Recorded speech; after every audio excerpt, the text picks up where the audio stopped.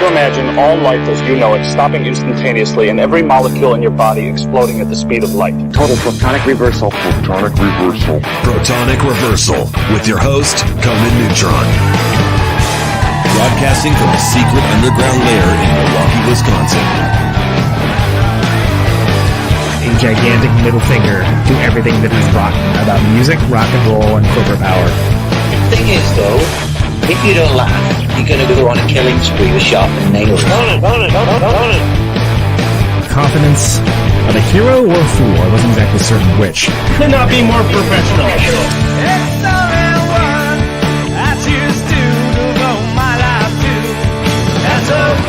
It means something. It means something.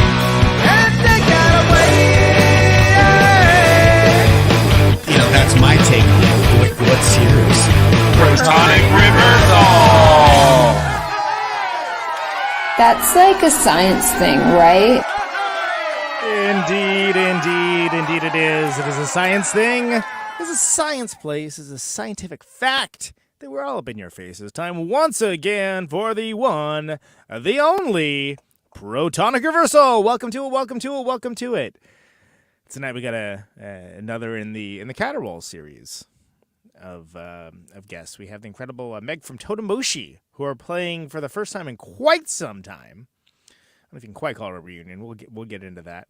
Also plays in the wonderful All Souls, old friend, and just fantastic musician all around. Looking forward to talking to Meg. It's going to be a good time. Before we get into that, welcome to Conan Neutron's Protonic Reversal. I am your host, Conan Neutron. I'm a rock and roll lifer that's been touring and recording for over 23 years, most known for the band Conan Neutron, The Secret Friends. Music is a huge part of my life, and he's the format of this very long-running podcast. Talk about music with musicians whose work I enjoy and respect, but who may not be household names. This is episode 335. If this is your first time listening to the show, archives of it are available for free. No ads, no sponsors, no kidding, at protonicreversal.com. However, if you like the show and want to support it and get episodes sooner, $1 a month at patreon.com/protonicreversal will achieve that goal. And if you like the show, or even just a single episode, please feel free to like, subscribe on your platform of choice, share it around the internet, and even leave a review. All of that helps people discover the show, beat back the almighty algorithmic overlords, and it's just a darn nice thing to do. That's a mouthful I put in that pitch, isn't it? The algorithmic overlords. Wow. So dramatic. But let's not waste any more time here. Let's get right down to it. Meg, welcome to the show. It's so good to have you. We talked about doing this. Good. We talked about doing this a while ago. We had Tony on. Yeah, your husband and bandmate, and I talked about doing it like right about then, and that was a while ago. I don't know how long ago that was, but I feel like I've seen you in person since then, so it has to have been a little. This is true. It was a while ago. Yeah, that was episode. You in LA? How many years ago was that? Wasn't that long ago? It wasn't that long. I mean, we were. That was like fall. That was like November, right? So, it was 265, and this is 335. Okay. So it was 70 episodes of the show. Wow. Crazy. Amazing. You are busy. Yeah. I very much am that. It's very true, especially this month. Very excited to have you play Caterwaul. That's so cool because it's been a while. What's the exact time since Totimoshi has last played? Well, I thought it was 12 years. I think it might be more like 11 because when Chris, our last, I want to say he was the last, drummer of Totimoshi. We did have somebody named Derek sit in for a few shows. He was an LA person. He did a handful of shows with us, but after Chris left, we kind of wound down. He moved back to Kansas City, and we were trying to keep it going, and it just kind of wound itself down naturally. And so I think our last show might have been 11 years ago, but with Chris, it's been about 12 years. Well, and it's worth mentioning that Totimoshi was around for a very long time. Yeah, we started in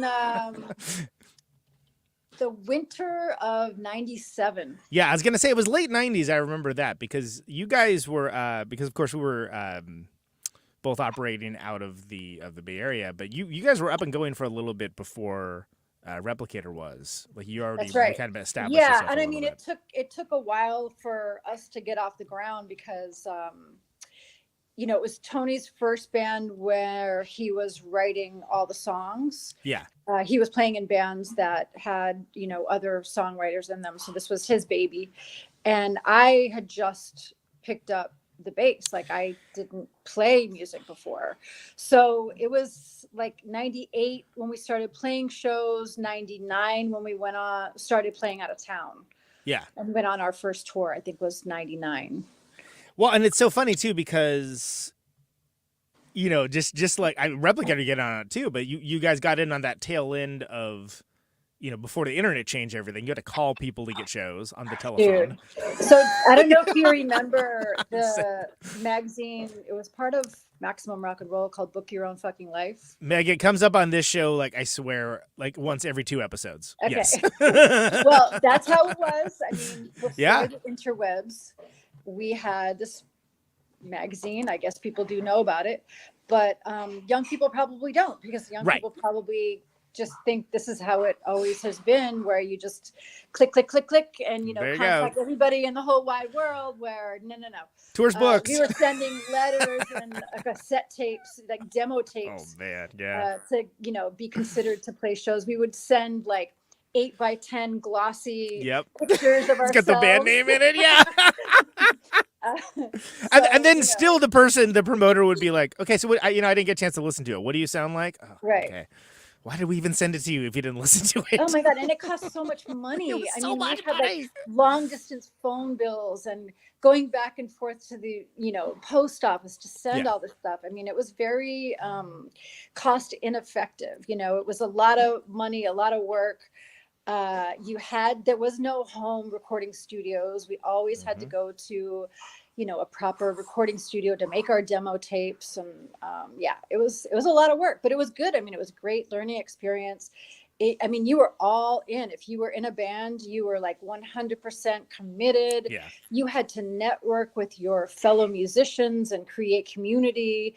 And, you know, which we did. And you were part of that, you know, and that's why I'm so excited that this has kind of come around full circle for us. Yes. And Totimoshi playing your festival, you know, it's like. You posted that picture of the Noise Rock picnic on Toxic Beach from like, 2002 or something? I was like, oh my God, that was like over 20 years ago. Yeah. That's crazy. Yeah, I know. Still doing it, just doing it bigger, you know.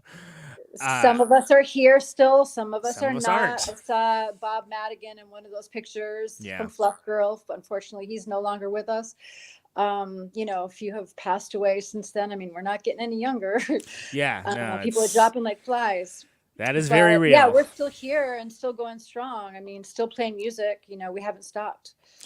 So. Well, and I love that you haven't too, because again, Totimoshi, and there eventually became a sort of common cause of different bands that were all sort of like outsiders to the, you know, not necessarily in one thing, like the Mass, for instance, Lower 48, you know, all these bands that were like great bands, but they weren't exactly, you know, it wasn't metal bands, it wasn't punk, it wasn't like, it didn't fit any easy circle. No, except the fact it was all interesting. Everyone was kind of following their own path, and so there was definitely common causes with between the bands. Yeah, like for instance, you know, we would play shows with the Phantom Limbs. Oh, sure, yeah. You know, and I mean, we're still friends with Ryan Shookum. He's changed his name to Kareem, but you know, he's still playing music. We see him all the time in LA.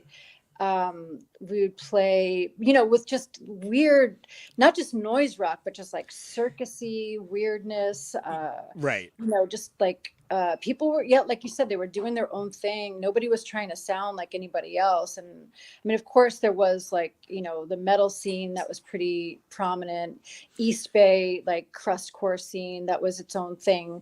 There were a lot of different subgenres, but, you know, I feel like a lot of bands just ended up playing with one another. And for the most part, you played with bands you liked. It wasn't necessarily because the bands that sounded like you, because that wasn't going to happen. Exactly. It was a really like vibrant scene. You know, it was super fun, super supportive, super DIY. which I loved about it. You know, and not as tied to genre too. I mean, I remember specifically, we played this one show at the Pound SF, RIP, that was Replicator, Oxbow, Babyland, and El Buzzard, and it's like, see what I'm talking about? We played. It was we great. Played that place with Oxbow too. That's yeah, fun. yeah. I think Lost Goat was on that bill. Maybe Laudanum. Yeah, Laudanum. Yeah, man. Wow, that's taken back in the day. Well, but it made sense because it was sort of like, oh, well, the correlating factor is all these bands are good and like we have similar approaches to music and what we're trying to present, even if what's coming out is not.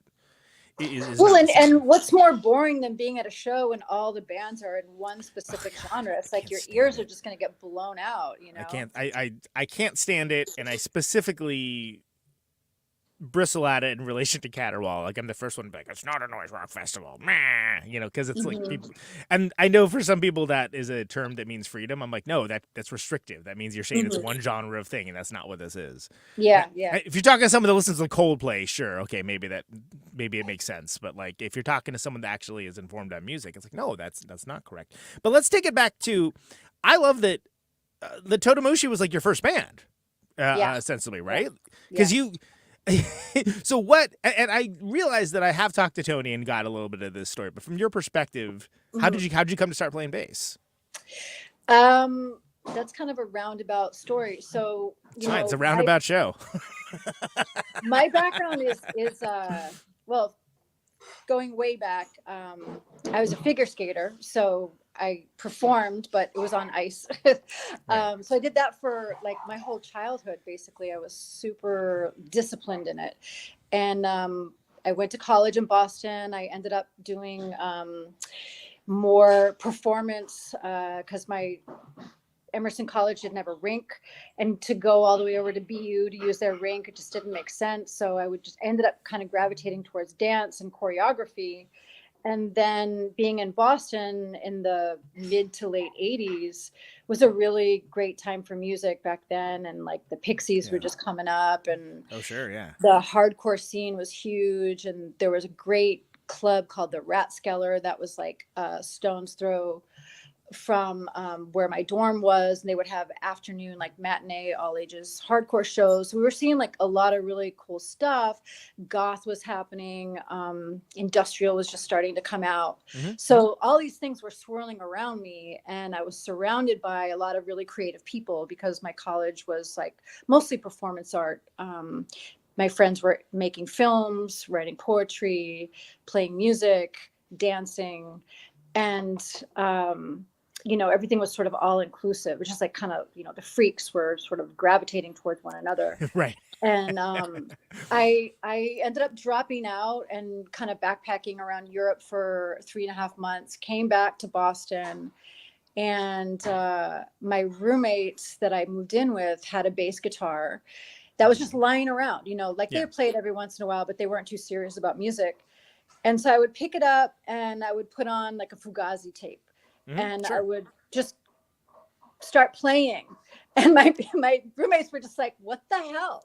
Like, how long have you been playing? I'm like, I don't play. Like, I have an ear. Like, can't you figure that out? They're like, no, Right. So I realized that I had an ear for it. And it was just a matter of me sitting and, being more disciplined with it, which I never really did. It wasn't until I got to San Francisco that I started really taking it seriously. But I think one of the epiphanies I had was, seeing the Pixies in a small club, standing in front of Kim Deal. Kim Deal, man. And I was just like, she is the coolest woman in the world. Still is. Whatever she's doing, like, I want to do that. I'm going to move to California. I'm going to start a band. So I did. I mean, it was a while before I ended up getting there. Right. You got there. I got there, went to San Francisco. This was I moved there in 1990, cross country. Never had been there before. I just packed up a car with my boyfriend at the time, just came across. So what led you, sorry to interrupt, but what led you to pick the Bay Area? Was it just like what was happening artistically at the time? One of my friends, my friend Kristen, who we were also, we were dancing together. I was choreographing. She was in a lot of my dances. We were producing shows. We were doing like this crossover of like renting these warehouses out where we would do dance performance. I would book bands afterwards. We would have a party afterwards. And so she's like, you know what? You need to go to San Francisco. She had been there before. She's like, you would love it there. People are, wearing their freak flags. No one's giving them. Especially around then. That was like the peak time for that, for sure. I know. Yeah. But in Boston, like there weren't a lot of, I mean, yes, there were like the punks and whatever, but step outside of Berkeley or Kenmore Square and you get into other neighborhoods where, I had a shaved head at the time. People were calling me dyke and, this and that, whatever. And so it's like, you couldn't really be yourself. Like I felt too constricted in Massachusetts. It's where I grew up. And I just needed to get away and kind of find myself. And in order to do that, I had to get as far away as possible. Which you're going to hit ocean if you go any further. So yeah. It's like San Francisco's the place to be. And in the 90s it was. I mean, it was super cheap. Oh my God, we were paying like $350 for a room in a house, and Can you imagine, Meg? I mean, the first apartment I moved to in Oakland, 1995, it was $510 a month, one bedroom apartment. The whole apartment. The whole apartment. Now, granted, it was a one bedroom, but we turned it into a 2-bedroom. I tell you that much because we were broke as hell. One person lives in the living room. Yeah, because in the closet. I worked at Tower Records. Clay worked at Tower Video, but like also, I mean, the downside of that, someone got like shot and killed like on. What part of Oakland was it? It was in Claremont. It wasn't even like, I mean, this is before I lived in West Oakland. I mean, that was like, I mean, buy the ticket, take the ride, right? You know what you're getting into. But yeah, like I still 500, and then they upped the rent to $525, and it's like, oh, that's adorable. That's adorable. So I lived in the Mission. No, stuff costs more than it used to, kids. That's why I interjected that. So check this out. So I had a warehouse space on 16th and Cap. Yeah. 4,000 square foot. It was a whole floor of a building, and we were paying holy crap, $1,050. So that was crazy. That's an accurate way of putting it. But so I mean, to be clear, different times. The Bay Area was a hotbed of creativity for a number of reasons, not the least of which is for that same reason. It was you could sustain yourself cheaply and do your art, whatever your art in question happened to be. Yeah. So at that warehouse, we were putting on shows. I was putting on shows because I was pretty much running it. It was called House of Joy.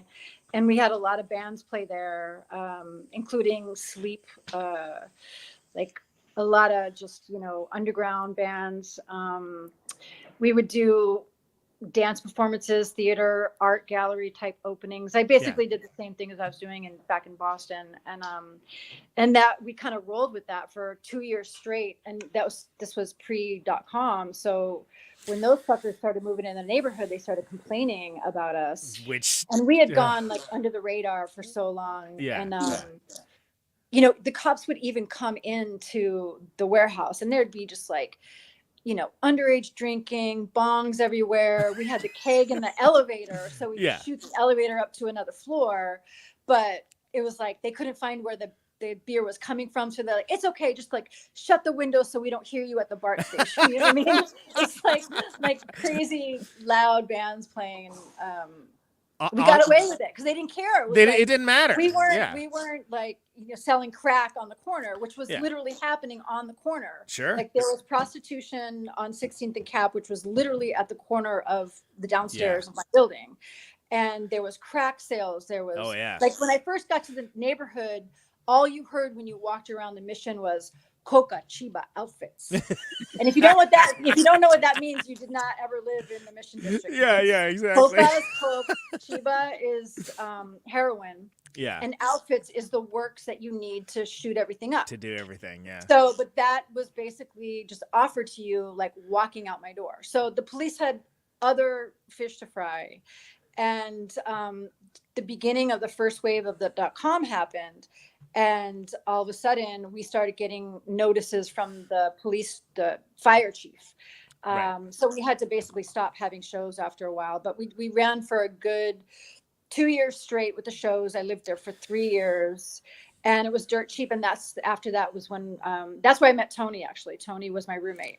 Right, and there was such a vibrant community at the time, man. There was like this, Idiot Flesh and like, Crash Worship and like all those like kinds of bands that are like almost lost to time unless you were the kind of freak that was like there or was loosely affiliated with it. And it's just been excised now. I mean, now it's like the Borg took it over San Francisco. I hate to say it, but I got to go grab my charger. I don't. Always bring the charger. Always bring the charger. But it is funny because like the tales of old San Francisco, right? I've had Mike Moraski on talking about that from Snowball Bath, Mark Davies of Thinking Fellers Union. And it was such a hotbed for creativity. Yeah. And one of the reasons why is because it was affordable. It was affordable, and you could have these places that, again, some freaks making some freaky music. That was the least of your concerns, right? As far as crime goes, whereas it was like, okay, that's even rated the top 20 of my problems right now. Is that these kids are like blasting these loud guitars, Yeah, I know. But that NIMBY attitude that came in with all the .com, that just that never really stopped. Well, yeah, and my whole thing was like, why are you moving into a city and complaining about the noise? You know what I mean? And it happened not just in our area, but in South of Market. Do you remember when they were complaining about the Paradise and a bunch of places in the South of, that's where all the clubs were at one point. Yeah, because there was Paradise Lounge, Transmission, Slims, there was that whole area. Yeah, and then people then would move next to the bottom of the hill, and it's even when it's out in the middle of nowhere. Oh, I don't want that here. Then why did you move next door to a venue? I know. Why did you do this? But and I mean, I feel everything kind of moved over to the East Bay. Not everything, but a lot of things ended up moving over to the East Bay, and it was cheaper over there. It was more a little bit, wild. I mean, you lived there too. I moved over to the Temescal area, walking distance from our rehearsal space, walking distance from Connolly's. I don't know if you remember that little bar. Connolly's, of course. Yeah, of course. 40th Street Warehouse. There was lots of warehouse things happening over there for a long time. Yeah. Mm-hmm. Yeah. So Tony, but you met Tony during this time period. It was funny because I had to live with a bunch of people in that warehouse to afford it because, we all wanted to not work and just do our fun stuff. Are you kidding? Our rent's $1,000. Split 5 ways. Right, exactly. It's so change. I was living for free because I was sort of the overseer. Yeah. And I would be booking a lot of the events and things like that. So everybody else was paying $150 to $300 tops. But there wasn't a lot of privacy. There was a bathtub in the kitchen with a thing around it. But basically it was very bohemian. You sacrifice certain things that people think of as natural creature comforts of living as an adult. That and a live band playing every other week, inside of your house. Right. So you better be okay with that. Yeah. And if you're not, or else you're not going to last. You're not going to last. Exactly. And Tony had been to the house before to a show. He saw the Dog-Faced Hermans at my place. Oh, nice. Yeah. And great band. Actually Jello came to that show and I wouldn't let him in. I'm like, nope, sorry, too many people. That's awesome. What do you mean you won't let me in? Who's this girl? Yeah, exactly. Don't you know who I am? Exactly. No, Jello. If you have to ask that, they don't. Yeah. Or they don't care. Yeah. I know. One or the other. It's so funny. So peace and love. So I love so Jello we moved over. So he found me because I had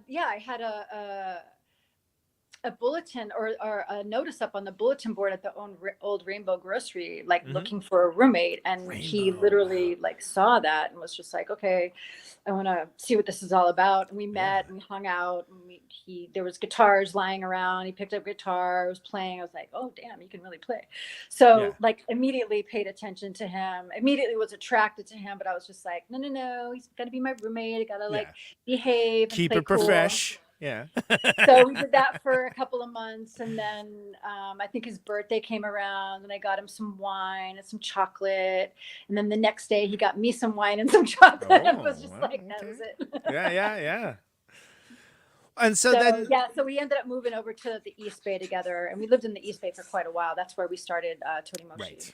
Right. Mm-hmm. Which was just it was much easier. Which in the East Bay eventually got taken over by the Borg as well, but at the time was just more space, easier to kind of stake your claim and not have to worry. Yeah, and I think also we were lucky because we had a few roommates. We had like this whole basement area to our apartment that had 2 bedrooms and a separate entrance. And at one point, Desi from High on Fire, was just before they even started playing, lived in the basement. And so Matt Pike, I've been friends with him for quite a while at this point. And George from High on Fire, like they would be there all the time, you know, and plus they basically lived at Connolly's as well. So it was a place to go. So when they basically started the same, High on Fire started the same time as Totimoshi did. So because they were coming off of the heels of Sleep, we sort of looked at them as like, okay, so this is what you do. So this is how you get shows, and this is who you contact. So we learned a lot from them because they were already like off and running. Like I went to their first show at the Covered Wagon, and it was like packed to the gills. Of course, everybody was interested in what Matt was going to do next, and you know, so Covered Wagon became like one of our first places that we played. Friendly venue for heavy music for people that don't know the club. Like, it was definitely like a place that you would feel welcome and you would be around. I loved that place. Yeah. I loved Covered Wagon. It was so much fun. They would do the matinee shows too. Oh my God, Friday, I love those. It was a Friday. Alcoholicaust was doing the rest in peace. Another one. Was doing another like Friday afternoon. And I love that because I used to work up the street. Oh, you did? Yeah, I worked at the Wells Fargo building, and I would just get off work and like walk on over to Covered Wagon, see a show, and then like, great, I'm going home now, and it's still got the whole evening ahead of me. It was awesome. Yeah, I loved it. I mean, I wish.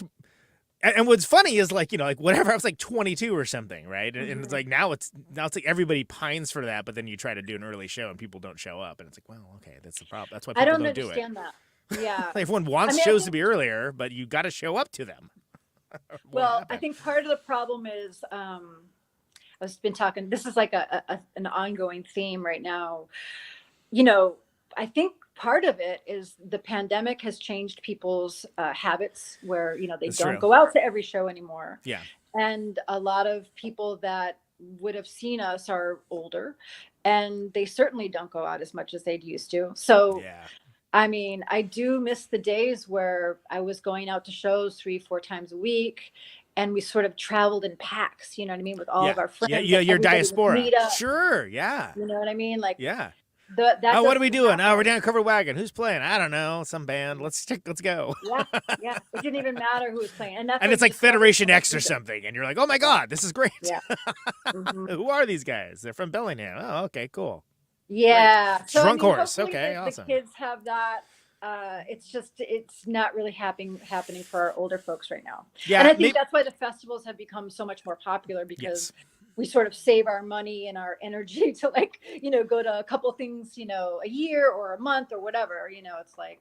You know, you're going to see a whole bunch of bands that maybe you knew and wanted to see but haven't had the chance, or like you're like, oh, I've heard of them. Cool, I'll get to check this out. And yeah, you get to kind of have it all in concentrate form, just add water. Yeah. Maybe. I mean, I hope so. It's touring now is even stranger somehow, but like also I always have the hope, and it seems to like happen now and again, that the kids are just doing something that we're not privy to, and that's fine. Yeah. You know, if you get invited, it's because your band gets invited and they think your band's cool. I'm like, okay, I'll take it. You know, that's all right. Yeah, we meet a lot of young bands because we have Eastside Rehearsal, you know, so there's obviously people of all genres, all ages, from all walks of life, different genres. So that's really cool to see what everybody's up to. And there are some really good younger bands out there. Yeah. But yeah, it's a whole different scene. I feel like, and there's sometimes, and this is quite the digression, but every once in a while I'll see a band where it's like, how did you find this music? Like, how did you... like, I like your band, and I think I know like where you're coming from, but how did what was your pathway to this? Like, yeah. And it's the craziest ways sometimes, you know, where it's like, okay, cool, You know, that's straight. I mean, there was this band Animal Lover from Minneapolis that when I saw them, I'm like, they sound like Flipper. Like, wow, how did these kids like? Why are they into Flipper? Like, what? And it just turns out that like, oh no, they're true heads. They have all the AMREP records. They are like, you know, they're very informed. And I'm like, wow, that's good. That's cool. But I waited till I hung out with them like all night until like, okay, I gotta ask. Yeah. Tell me how you came to like play this kind of music and where, you know, tell me your path. And you know, well, that's good to hear. I love it. The kids are all right, you know. Now, granted, that was a few years ago. You certainly don't hear Animal Lover's been anything around, like that, you know, on the radio. It's like, of course not. And I think it's easier to just, oh, I've heard of this band called the Cows. Okay, so I'll listen to Cows, and then like, oh yeah, you know, I guess they played with God Bullies. I'll check that out. And like you can just kind of go down the rabbit hole that for us was like, oh, Nirvana thanked Meat Puppets and like Butthole Surfers on the liner notes. I'll see what those bands sound like, and we did the same thing, but in much slower. On a slower time frame and like a longer time frame. But anyway, total digression. Covered Wagon. So you're going out to these places. You're in the. I miss it. The old San Francisco. I miss it. Oh. I do too. I mean, it's weird because parts of the city still kind of look the same, but the people, the demographic has changed so much. I mean, that happened a long time ago. But yeah, like, I don't like to go back. It's just like, have you been to Zeitgeist recently? That feels like the only place that's the old San Francisco. It's the only oasis. It's like, yeah. And I would take people there and be like, okay, so this entire area used to be like this Vendors. bar. Vendors is pretty, Vendors remains too. But that's about it. Like, I mean, everything else is just... Yeah. Although I have to say, All Souls played Bottom of the Hill last year. Sunday barbecue show, and it was because a lot of our old friends showed up, but like it was packed and it was almost everybody we knew. It was awesome.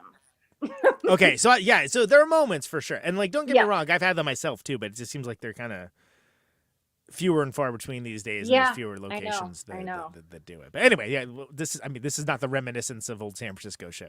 So well, I'll have to say, fortunately, the neighborhood that I live now, and you stayed with us. Feels a lot like it, actually. In LA. And it actually reminds me so much of San Francisco, the Mission District specifically. Because it's a mixed neighborhood, first of all. Well, actually, it's like 95% Mexican. So San Francisco was more mixed the other way. Like El Salvadorian, Mexican, like Guatemalan, like very Latino. Yeah. Boyle Heights is like almost 100% Mexican. Yeah. So it's very specific. It's very almost monoculture, but you start to see like the weirdos creeping in, the like queers creeping in, you know, like gay flag here. And then, you know, people on whatever, like weird skateboards or like really high bicycles, you know what I mean? Just like, you know, it's like, oh my God, this is like the 90s in San Francisco. And it's still pretty cheap. It's like one of the cheapest neighborhoods to live in LA, because LA got quite expensive too. Yeah, absolutely. I mean, it's everywhere. It's the same story almost everywhere. I mean, I live in Milwaukee now, and I hear people complain about how expensive it is here. It's like, okay, maybe it's expensive to what you're used to, but I can assure you it's not expensive. I know from expensive, but it's, I get it. Everything everything has become more monochromatic and mini-malled out, and everything has just become more of a monoculture and more expensive for some reason. It's very weird.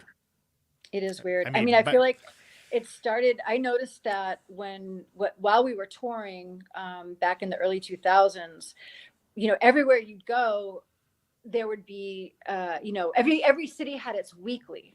So did you work for the SF Weekly or the Guardian? The Weekly. I worked for SF Weekly, and then like I did some writing for East Bay Express too. But it's weird I had to think about that, right? Because I was like Guardian versus Weekly versus East Bay, because there was a three. It was like the holy trinity. Yeah, and so and I would pick up all of them, and I would read them, and every time we would tour in a new city, I would pick them up, and then they started disappearing. And during that time, it was also like all the mom and pop shops started turning into big box stores also. The local coffee shop becomes a Starbucks next time you come through, you know, like it's yeah. So we kind of our culture is fucked. It is really weird. And then when all that stuff's gone, it's like all you have left are these like, you know, universal looking like mini malls with all the same illusions of freedom. Well, all we're choice, gonna have left is AI, Conan. So oh God, yeah, Jesus Christ. They're not even gonna need musicians anymore. Yeah, they don't have to. It's or DJs. Depressing. Or podcasters. Yeah, that's fine. You know what? Like, look, I love this show. I love that people love this show, but like, come on, most podcasts are terrible. That's probably okay. Yeah. You probably won't notice a difference. I listen to you. I listen to. Have you heard Tomorrow We Die? Oh yeah, of course. Yeah. Love that. I So actually characterize them as the stoner cousin of this show. Okay, that makes sense. Yeah. No, Tomorrow We Die is good. Like, look. I'm obviously hyperbole for the sake of comedy here. There's plenty of podcasts I like. There just are a lot of podcasts. Too many. And what I like about it is that, okay, now it's easier to do, right? So it's easier to do, but everyone's doing it. So that means that there's more cool shows that maybe would never have gotten made when everything was hardware solutions and whatever, right? But there's also more terrible shows. And more than anything, there's more mediocre shows. And that's fine. That's fine. You know, like it's, I would rather like music. have. There's too many bands. There's a lot of shitty bands. But there's also ones that like you never would have heard if it wasn't as easy to like, you know, just record on your phone and like whatever. And so that's how I try to look at it. And I emphasize on try because I try not to be cynical about things, but sure are a lot of podcasts out there. Anyway, peace and love in my heart. Anyway, peace and love.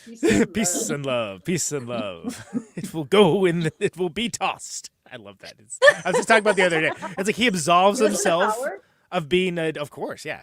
And he's absolving himself of like being a cock by saying he's not going to like sign him and open more fan mail. But peace and love.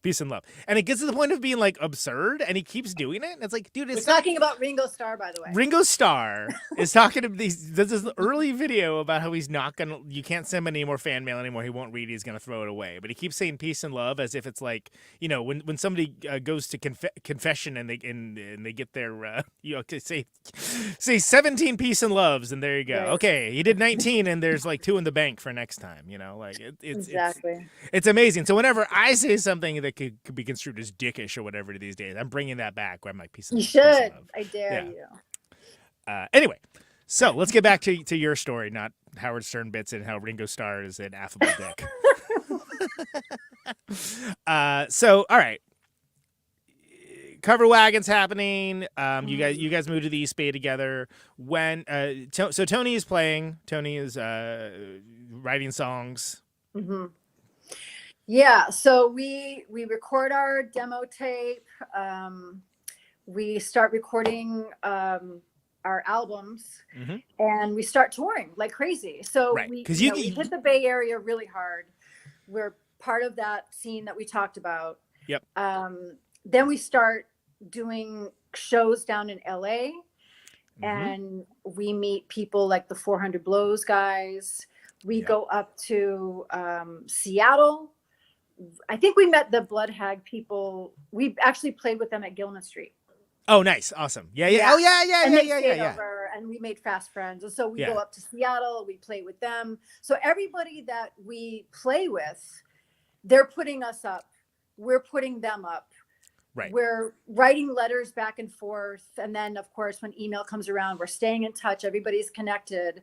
And then we're sharing booking contacts.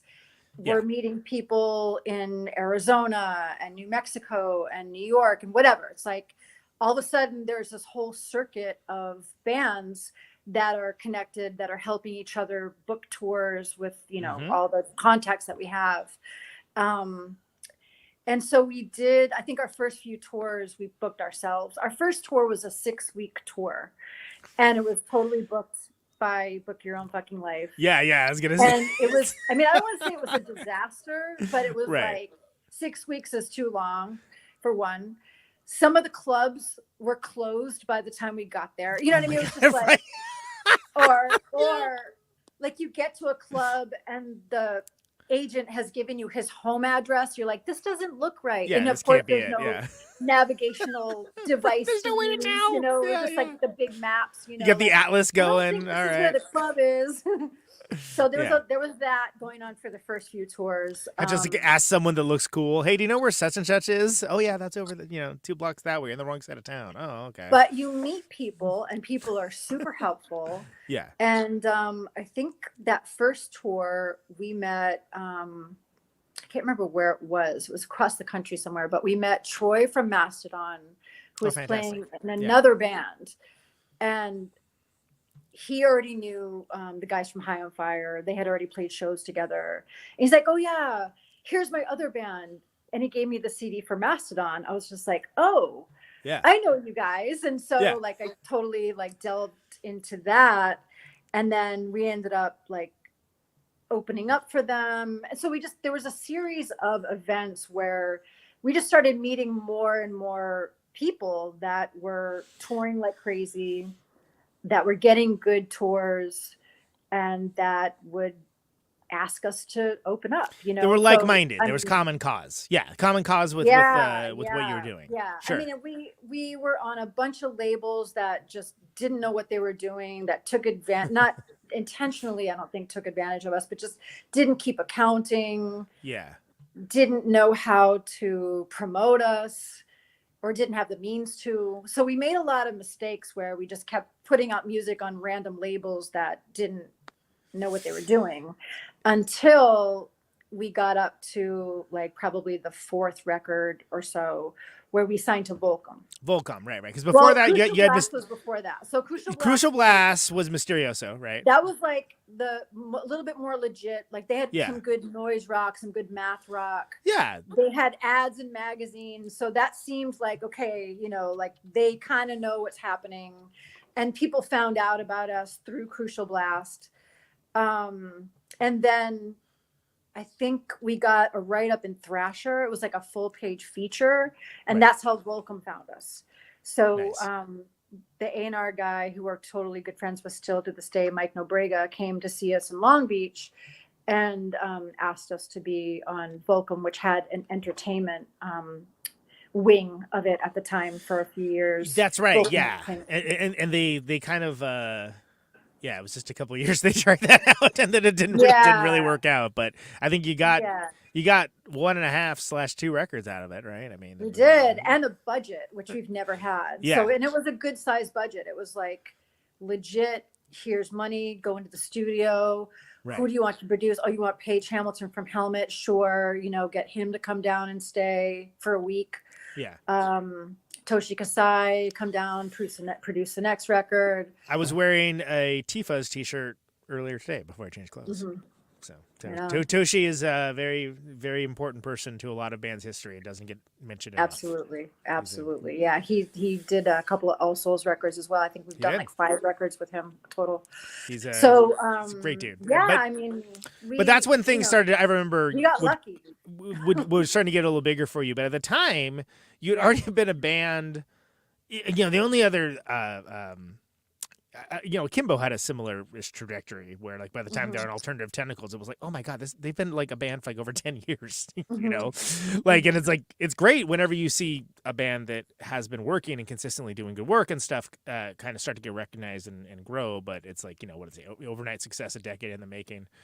Well, and they toured like crazy too, for sure. Yes, absolutely. Out of a band, went to Europe, no budget, did it the hard way, just like a lot of us did. So yeah, I mean, we definitely hit it hard, did the touring, went through like 10 drummers or something crazy like that. Well, and that's the thing, is every time a record like came out, it was like, oh, somebody new was playing drums this time. And like but I remember like Mysterioso a little bit, but I kind of feel like when you did Manoli, it was when like Donnie. That's things seemed to do really good in the band at that moment in time. Seemed like really strong. And the fact that the band was strong and that like there was also opportunity, because those two things are not necessarily happening at the same time, as we all know. Donnie was a good person to know because he worked at Bottom of the Hill. Yeah. He was a sound engineer. He was a multi-instrumentalist. That's right. This is Donnie Neuenhouse we're talking about. Great dude. Great guy, plays in Terry Gross right now. Still friends. That's right. I still have yet to see. I've yet to see them, but I would love.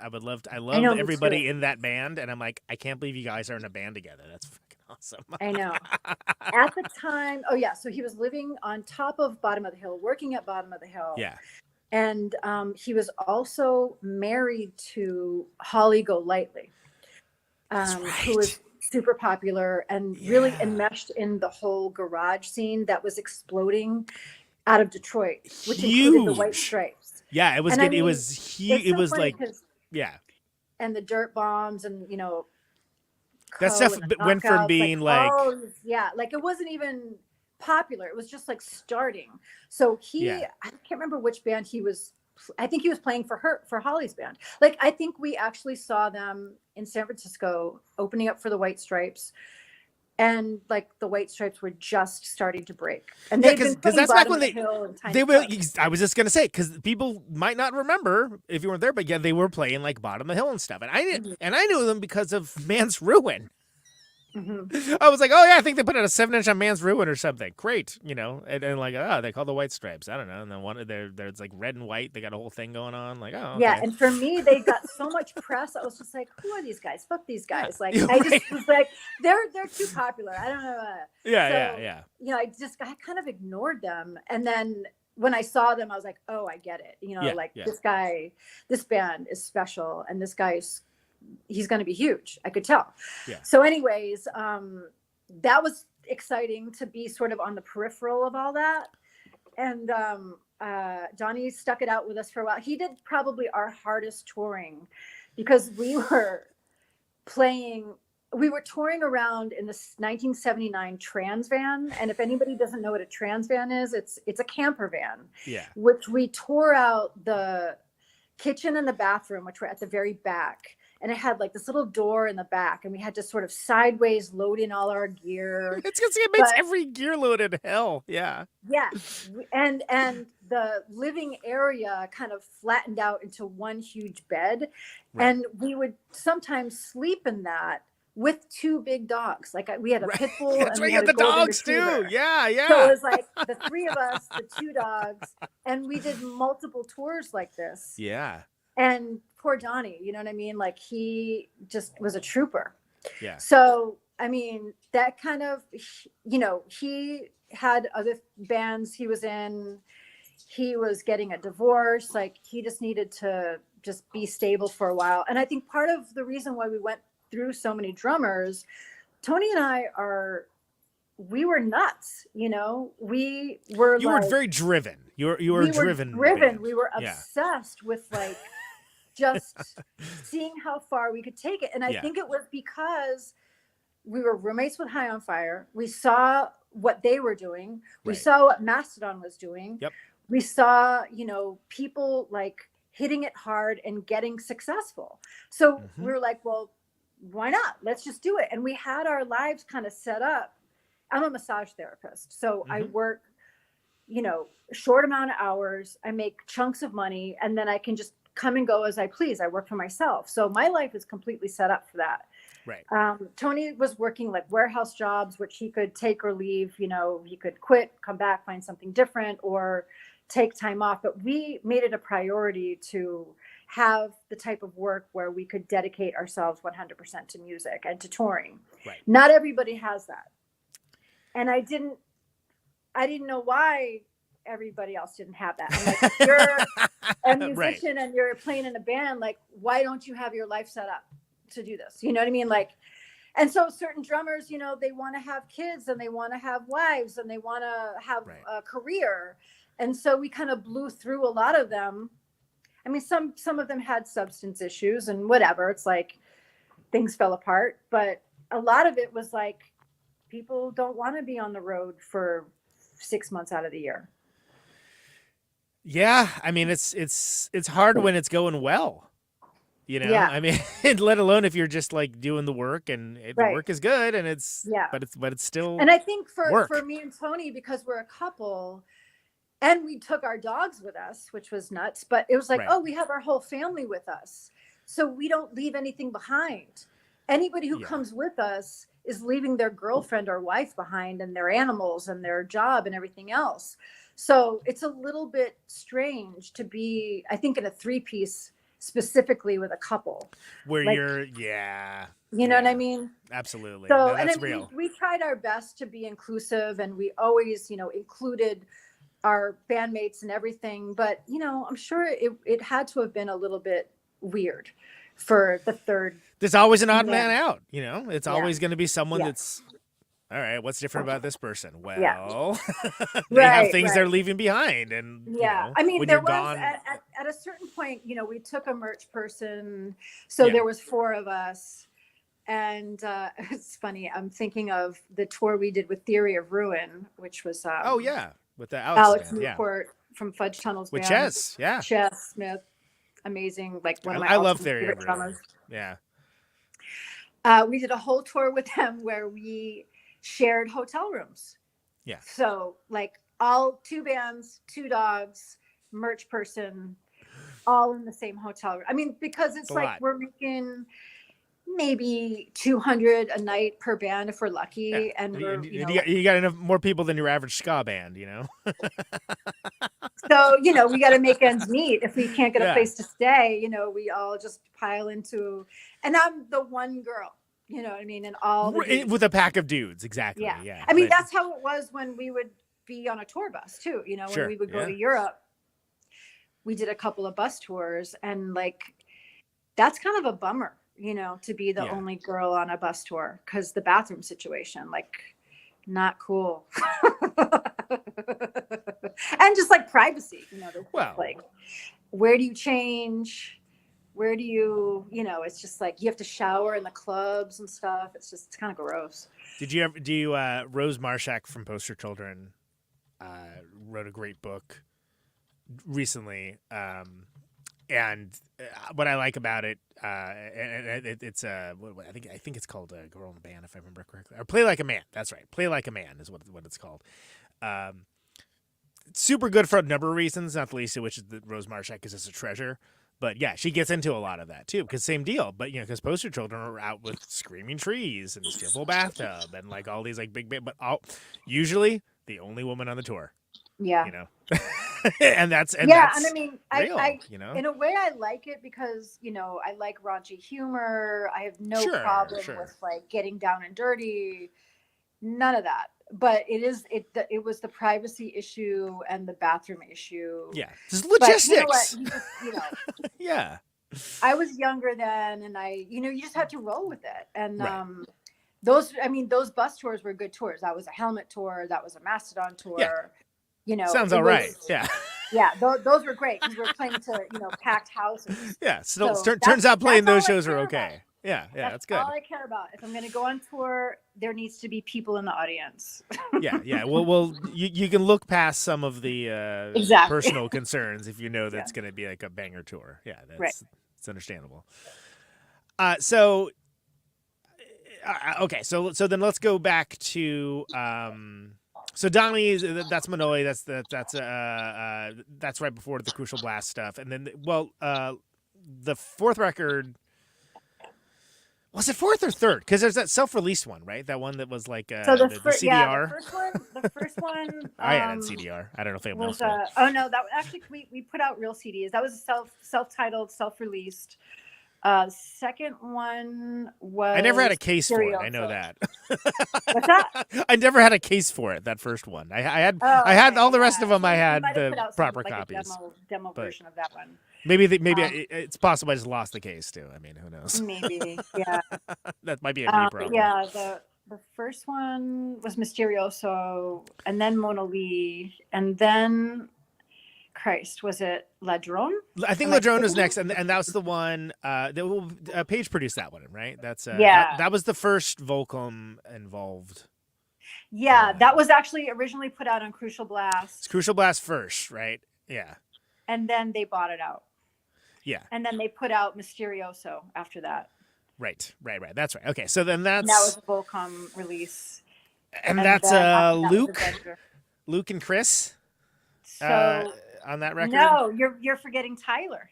Oh my God, how could Jesus Christ, yeah. So Tyler from the Mass, Tyler yeah. was after Donnie. Right. This was 2004, and that was a good year because then we started doing shows with the Melvins. You can say Melvins tours, yep. And we did a Helmet tour, and that's when Helmet just reformed with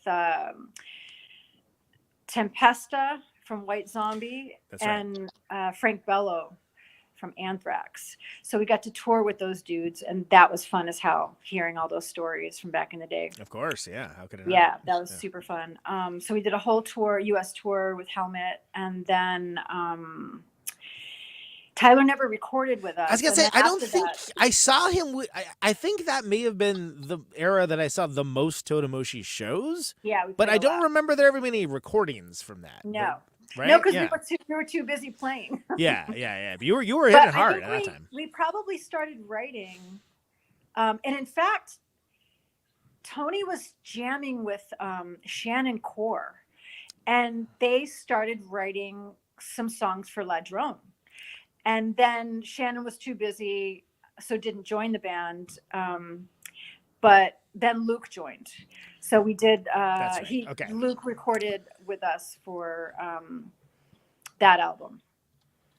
And then Chris joined after Luke.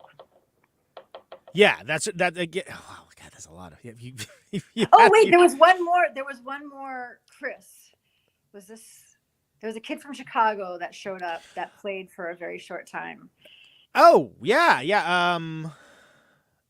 We nicknamed him Foghat.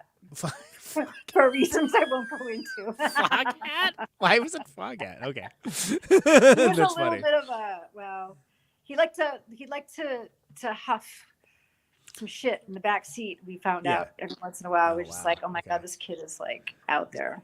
Off the chain. But he didn't last. But yeah, Chris.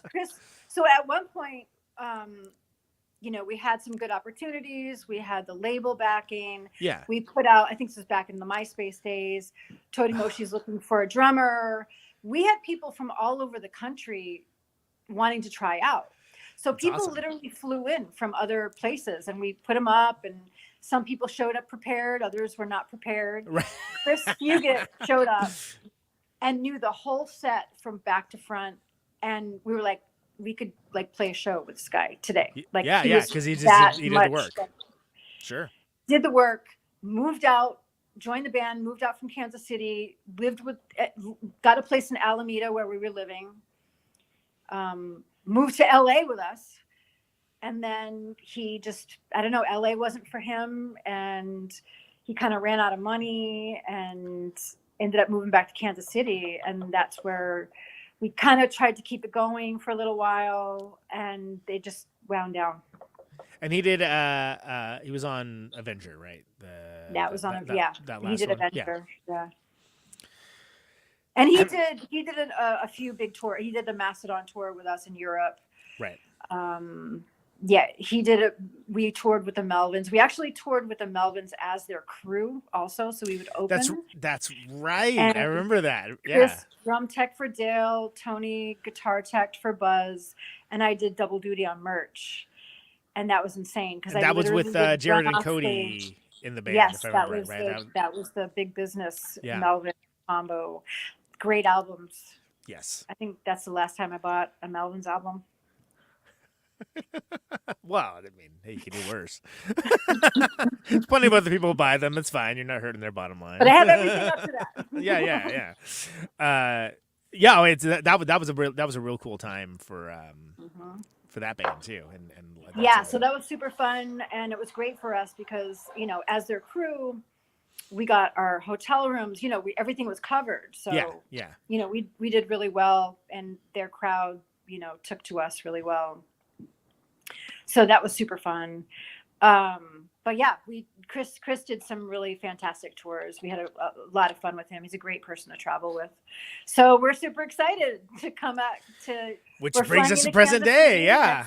We're flying in to Kansas City on Wednesday. We're going to rehearse for a couple of days with Chris, and then we're driving out to Minneapolis. I think Friday or Saturday, playing on Sunday. To go play a little something called Caterwaul. That's right. Excited to have you. No, and it's awesome because I know there's a ton of people that never got the chance to see Totimoshi play too, you know, and that like, you know, or like, oh no, I think I've heard of that band. Yeah, I've heard they're cool. And so like, it's a great opportunity. Again, you're playing to people from all over too, not just people in Minneapolis. So that's kind of nice. Especially because the thing with Totimoshi was that, I mean, you guys were relentless. Like you there was like no quit in you at all.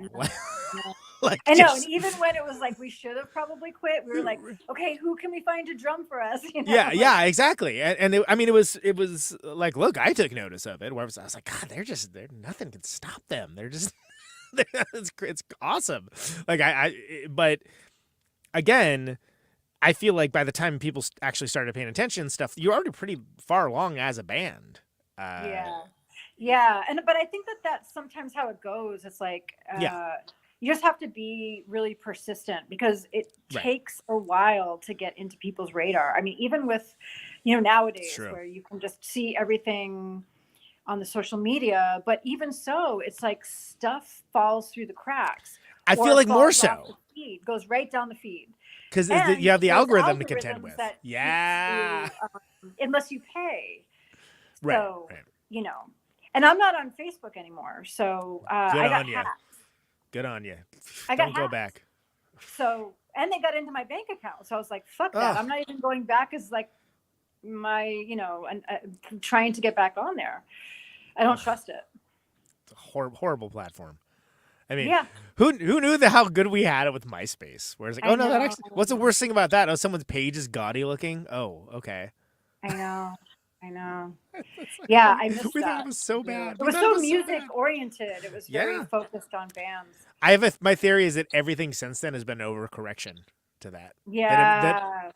Like, because if you think about just how inherently hostile Facebook is to bands, right? And it's like, why, like, just to the level of, they finally relented with Facebook events that it won't let you be like, show me people I know from New York and I'll invite them. But if you've, this is so stupid. If you've played a show in the past, like that was in that area, it will be like, oh, these people might want to go. But it doesn't differentiate. So, like, if you're playing a New York show, it tries to invite people from Philadelphia, too. It's like, no one from Philadelphia is coming to that show. Like, what's wrong with you? Yeah. And it's just like, look, just say it costs like $5 to host an event and charge me. Great, I'll pay. Yeah, right. you know, like, just be straightforward, but don't, like, pretend like, oh, no, it's better this way. No, it isn't. Nobody thinks that. They're too greedy. It's so insulting too, and it's so universal for like any artist. That's like, oh yeah, it has to be something in the zeitgeist that you're sharing or talking about, or nobody will see it. Right. It's like the opposite of what the internet was supposed to be for, you know? Right. I know. I mean, I'm kind of to a point where, you know, I'm only on Instagram, and that's which it. is the least odious, but it's gotten pretty ad heavy too. And it's gotten algorithmic. It's true. So yeah, I mean, I'm there. If people want to follow me or my bands, I'm at Meg Moshi, at Totimoshi Official, at All Souls Band, and at Alma Sangre Band. So, well, I mean, you're not getting away from me yet because we haven't talked about All Souls at all. Right. So Totimoshi, kind of the end of the line kind of comes for at least temporarily, it kind of wound down, but we never broke up. I remember it just being like we can't quit. And I remember just being like, oh, I wonder what Totimoshi's up to. Like, I haven't heard from them in a while. Yeah, no, we just kind of went quiet. Yeah. Well, Tony started Last Days of Ancient Sunlight with Ferdy from 400 Blows. Yep. They put out a record, and then we started Alma Sangre, which was something that we had talked about for a long time, where, you know, I've been doing flamenco dancing not forever, like probably for like as long as I was doing Totimoshi. I started. Right. It was an interest, a long-standing interest. I was doing like different types of modern dance, and then choreographing. I actually performed with Idiot Flesh one time. Nice. I was doing Butoh, and then I found flamenco, and I was like, oh, this is it. This is what this feels right. It's part of my DNA. Like, I have Spanish. My dad's from Cuba. The music just kind of spoke to me. It was super like intense and emotional and sad, and Also, it just felt right in my body to do that type of dancing, and it was rhythmic, and it helped me as a musician. Sure. And yeah. so I wanted to somehow do something like, I think I was super inspired by Idiot Flesh, because they were great band. And I feel like I've talked about Idiot Flesh a lot recently. Really? Yeah, but I think and I realize why. Well, because Sleepy Time Girl Museum have sort of like reactivated a little bit. Oh, that's good. A little bit, but people are very excited, especially people that like Lady Fun Fables came back. Exactly. And I feel like outside my tour van, there probably hasn't been a lot of discussion of that like family of bands recently, but now people are talking about them more. So yeah, I've actually talked about Idiot Flesh pretty good about lately. Okay, which is good. pretty, People need great. to know about that band. They were so groundbreaking and genre defying. Yes. And they would have performers for their set. Because it wasn't just a band. It was like it was a show. It was a whole yes. And like classical instruments, violin, so it was almost like kabuki theater. Right. It was like an immersive experience. Yeah. It's the best way to put it. They toured, they would travel around in a van, and like all their performers would come with them, and it was a show. So I wanted to do something that sort of combined my background, like a theatrical background, a dance background, and then Tony's first language is Spanish. We always talked about him singing in Spanish with Totimoshi. I don't think it ever happened, but we came up with this idea that we would combine, our two loves. He wanted to do more acoustic, quieter music. He wanted to sing in a different way, scream less, sing more, sing in Spanish. And I wanted to be the rhythmic person, but not necessarily play bass. Right. So, right. flamenco has flamenco shoes with little nails tapped in them. I dance on a little wooded dance floor. So we started this band Alma Sangre, and it's sort of it's our own thing. I mean, it's definitely fusion, which I hate that term, but it's a loaded really term, but yeah, there's nobody really doing what we're doing. And it fits because it's unique, and it is a fusion of multiple things that you wouldn't necessarily think of as being together. Right. Yeah. So there's a singer named Chavela Vargas who is from Mexico, and she had a really deep, raspy voice.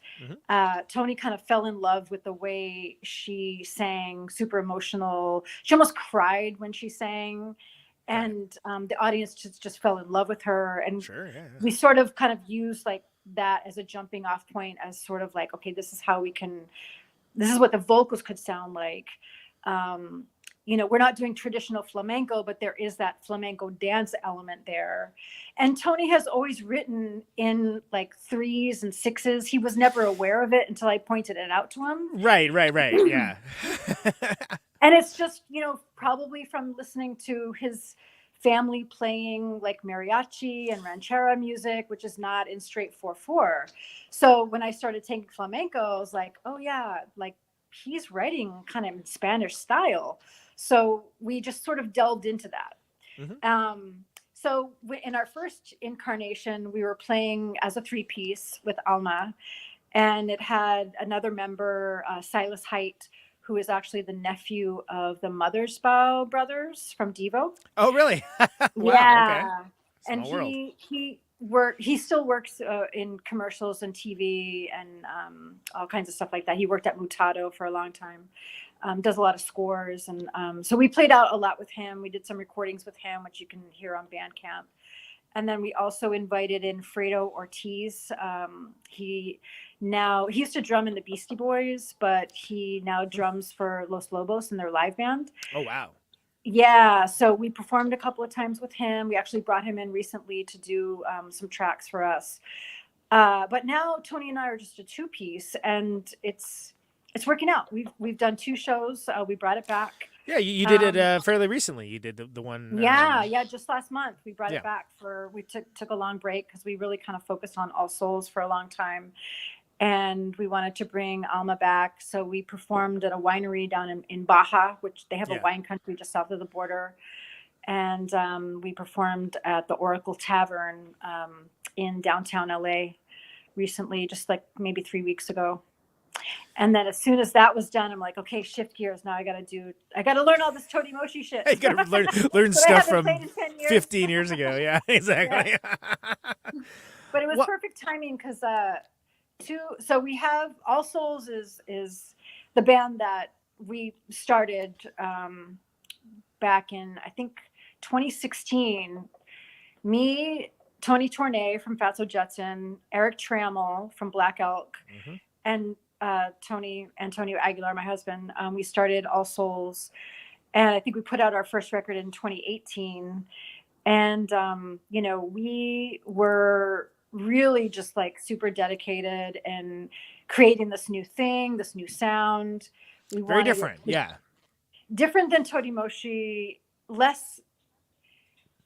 I mean, I don't even know how to describe it. Less grindy, maybe? I don't know. Like, I don't know if that less grindy, less angry. Yeah. More, I mean, it's still guitar driven, but I feel like it's more melodic, more beautiful, a little bit more feminine. I don't know. It's like more goth.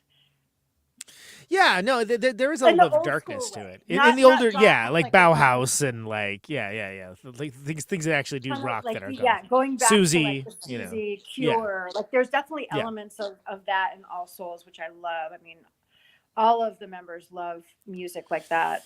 Well, I saw you blind with Torch, I think, if I remember correctly. It was at Justice League. No, wait, no, Independent. Yeah. Ooh, that was probably one of our first shows. Yeah, and I was like, oh, interesting. And it was a trip for me because it's like, oh, I know people in this band, but not necessarily from the same place. Yeah. Like Replicator would play with Black Elk and Wadsworth, so I knew Eric from that, and then Tony from Fatso Jetson, and it was like, oh wow, interesting. And then and to see what came out of it, it's like they're doing something totally different. This is awesome. Yeah. It was very interesting. So that was super exciting to sort of shift gears, and for me, because I took a break from playing electric bass. I was just doing Alma Sangre for a couple of years. So to get back into playing heavy music again, I didn't realize how much I missed that, So we sort of let Alma Sangre kind of, on the back burner for a while, focused completely on All Souls, writing, recording, did a couple of records with Toshi, did a tour with the Melvins, did a tour with Jesus Lizard, did a tour with Meat Puppets, Red Fang, got busy, and then did a tour with Tool. Yeah, I was gonna say, don't bury the lead. Talk about a pinnacle of your career. If you ever thinking of like, what's the biggest thing that could ever happen? Like play an arena tour with Tool that actually happened. Yeah, what people that are your non-musician friends think being in a band is like, which we all know is. Of course, everybody's like, "Oh, you've made it." Yeah, it's like no, it's a start. It's a start. No, but like it's the reward of playing when you're playing with bands that you love and respect and admire, and then they are giving you the respect of, we want our audience to see you and we want our audience to be exposed to you. That's huge. That matters a lot. I know. Hopefully we haven't tapped out our friends that are musicians to ask us on tours again, because I don't want to play any little tours. It's just not worth it. Well, it's hard to go back, right? I mean, it's especially. Well, and I mean, I'm at a point where I'm not going to hop in a van and do a headlining tour. I'm just not going to do it. Because, I mean, it would just be like a money pit, and everything's changed post-pandemic. Like, so we've switched gears. We're doing like regional stuff, so we went out to play a festival in Austin, played out, came back. We flew up to Seattle, did like a bunch of Northwest tours, flew back. But that's what we're doing now. It's like we can't really afford to do long tours anymore. Everything's changed. And the way the internet is now, the nice thing is, the good part of it is you get people that connect with your music from all over, right? They're like, hey, I'd love to see you play sometime. Oh, where do you play? Oh, this obscure ass state. And, oh my God, all right, we'll probably not give me an Alabama anytime soon, but thank you so much. Yeah. Although you say that, you never know. I mean, it's his opportunity does show up in like weird ways. But well, and it's interesting because I thought that the virtual concerts would have taken off because everybody is so tied to their computers. Like, why wouldn't you want to see a band that you love play a concert and pay, $10 and just watch from the comfort of your home? But even during the pandemic, it was hard to get people to tune into that. Didn't really hype up the way that you think it might. But I did. You would think it would be a no-brainer, but yeah, that was not a thing. I mean, it was for a moment, but no. Well, tell me about the live experience. Tell me about the live from Total Annihilation, because I talked to Mario about it when he was on, right? But I thought that was a cool project. Yeah. Yeah. So I took that idea from the Melvins because they started doing their live series from their studio. Right. And I thought it was genius, because it's like nobody could go anywhere, and we were paying like $5 to see the Melvins play, and there were all these cool visuals and stuff. I'm like, we could do that. We have our partner at Eastside Rehearsal, Eddie Rivas. He's got Total Annihilation Studios in Lincoln Heights. It's like a stone's throw from here. It's a big room. There's a control room. We can project. We can do visuals. It's a recording studio. We can record it. We can put actually it out. Record it, right? So, from just like we had the idea to do like a live stream, but then we had such a great recording out of it that Ripple picked it up and they put it out as a split with All Souls and Fatso Jetson. So it ended up being like a package, which was great. I mean, you can still go on YouTube and watch virtual volumes and see the whole concert. I think it's probably about an hour, but it looks great. It sounds great. We're wearing masks though. So, which immediately is going to date it, right? But but that's how it was. Like, I think it was pre-vaccination. Yeah. So nobody was vaccinated yet, and it was still, we were in our bubbles, but yet we weren't taking our masks off around people that were not in our bubble. So there was 2 bands converging. The sound engineer was there. The guy that was doing the projections was there. You know what I mean? It was too many variables. You never know. So you still don't, but we just cumulatively decided it doesn't matter. Yeah. And I mean, I had a friend that I went to high school with that died of COVID, like my age. Mm-hmm. So it was scary. It was still scary. So that does date it, but it also gives it that intensity of just like, wow, we're living through this once in a lifetime, hopefully, thing where, we all went through it. Yeah. And we still made music and we still made videos and we still persevered, found a way. Yeah. Risked our lives for it. You know what I mean? Well, because that's, going on tour now is, to a certain degree, you are not only putting your own life in your hands, the lives of everyone around you when you do it. So it's like, well, how much do you want to do this? I know. I just did merch for Mr. Bungle the other night. I sold out at the Palladium. And everybody's like in your face, like, I want this and this and this. I'm just like, like, whoa, I stopped wearing my mask about 6 months ago. Yeah. But I'm still like, when God, at a show when it's like loud and you're trying to, I got nothing, man. I'm sorry. Yeah. Like I can't hear you. But I'm like quadruple, vaccinated. So, and I did catch COVID finally, and it was, the cold I had was worse than the COVID. So I think I'm gonna. Well, okay. That's good then. I mean, again, cumulatively as a society, we've decided that this is the thing we will live with. Right. Now, that doesn't mean that anybody listening to this thinks that. And that doesn't mean that either of us think that. But cumulatively, as society, that is the choice we made. And I feel like people have not... Except for the people who are immunocompromised and are pretty much fucked. Yeah. And what cumulatively, as a society, we decided is those people don't matter. Apparently, because we've cumulatively made a choice. And you can be the best... on your best behavior in the world, you can never not wear a mask. Like, you can wear a mask everywhere you go, and it doesn't matter. Because as a society, we've decided that it doesn't matter, and that the people that are at risk don't matter. Yeah. And it sucks, but you can accept that or you can reject it all you want. You can reject it all you want. I reject the idea of it, but it is literally what happened, so it doesn't change the fact that is now what has happened. Yeah. And... it's harsh, and it doesn't make any sense. And we're the only country that really decided that we're not going to that it's a choice to take this seriously. But it's where we're Well, at. some people didn't. They never wore masks, No. even during the height of it. They refused. And some of them got the COVID and died. And you know what? There you go. A lot of those people did.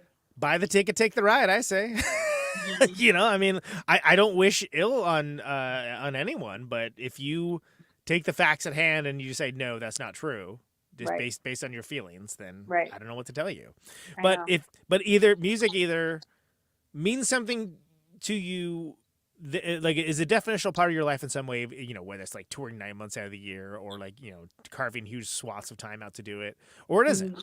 And if it isn't, then that's fine. Then don't do it. Or like play acoustic guitar at the camera or something, or whatever. Like there's other ways that you can do it that don't put you and your people at risk. But you know, the rest of us, we have to find a way. Like if it's something that that it means that much to you, then you have to find a way to do it. And it's bizarre, and the rules always change. It started off being like the rules aren't even different from like state to state and city to city, but literally venue to venue. I know. Yeah. Yeah. I mean, California was pretty strict. Right. Yeah. In very fact, much so. We started having these outdoor events at Eastside Rehearsal. We were probably one of the first places to have live music during the pandemic because we had this outdoor area. And we would do the Eastside Flea and have bands play. And I like that. That was the thing I liked about it. The rise of like these sort of like outside events. Like I was like, that's good. And people they were so happy. And it was literally the first time we had seen our friends when we would host these events. Like I hadn't seen anybody in 2 years. And they were so thankful that we were having music because it was the first time anybody had seen live music in literally years. So, yeah, I mean, it seems like it was a lifetime ago almost. It almost seems like we're choosing to not remember the pandemic. We just want to like really move ahead weird. and forget about it. Yeah. But I feel like part of that is this PTSD that we all went through where we were all afraid for our lives.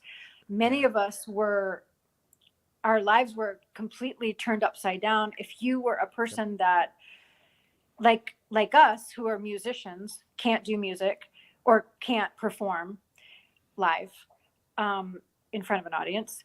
I'm a massage therapist. I can't be in a room with somebody. We had to close the studio. So every source of income that we had, all of a sudden within a day was taken away. So for people like us, it was completely fucking scary. You know, and it took a while for everything to get figured out. It did. And thankfully, our studio is still open. I was able to get back and do massage. And we were able to get unemployment. We were able to get, PP, whatever it was for the business. And we survived. And we didn't die from the pandemic, But it is crazy how everybody is just like, oh, yeah, let's just move on. And forget about it. I mean, I feel like someone's going to make a movie of what we went through and how fucking crazy it was. Yes. And we're going to watch it in horror because it was a fucking horror show to live through that fucking maniac president and to just be just in crisis. From the moment we woke up, we were in crisis mode every day. Just like constant every day. Yeah. I mean, I guess, maybe we should just forget about it and move on because it was so. It's because it's trauma, it's the cumulative trauma. And for what, right? Like, it's like, okay. I mean, it still blows my mind. And again, it's everyone just, I was saying, when it was just 1 year, it was like, everyone should get a mulligan on this year. No, don't bother acknowledging your age has gone up by one because this year was a mulligan. And then I was like, make that 2 years. Yeah. But then now, like, it's crazy. If I'm going to the grocery store, I'll wear a mask. I don't care. Like, look, you want to see my face, you got to pay for it. Like, it's like, I don't give a damn about you people. Like, but I give a damn about you people.